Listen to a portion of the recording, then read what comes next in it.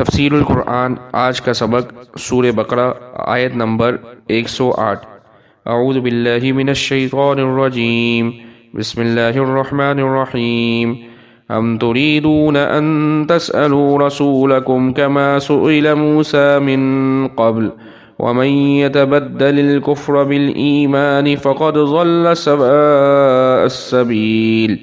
ترجمہ: کیا تم چاہتے ہو کہ اپنے رسول سے سوال کرو جیسا کہ اس سے پہلے موسیٰ سے سوال کیے گئے، اور جو شخص ایمان کے بدلے کفر کو اختیار کرے سو وہ سیدھے راستے سے بھٹک گیا۔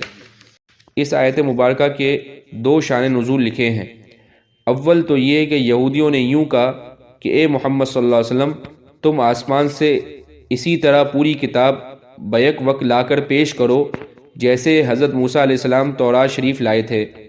دوسرا شان نزول یہ ہے کہ مشرکین مکہ نے کہا کہ ہم تمہاری بات نہیں مانیں گے یہاں تک کہ اللہ کو اور فرشتوں کو ہمارے سامنے نہ لے آؤ۔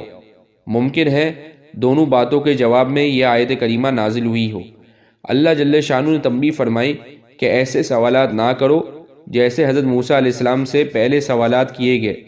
بنی اسرائیل نے ان سے کہا ارنا اللہ جہرتن، کہ ہمیں اللہ پاک کو آمنے سامنے دکھا دو۔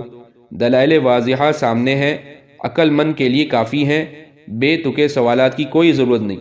اور جن کو اعتراض ہی کرنا مقصود ہے تو وہ ہر فرمائش پوری ہو جانے پر بھی ماننے والے نہیں۔ حضرت موسیٰ علیہ السلام تو پوری کتاب ایک وقت میں بیک وقت لائے تھے، پھر بھی ظالموں نے اسے کہاں مانا۔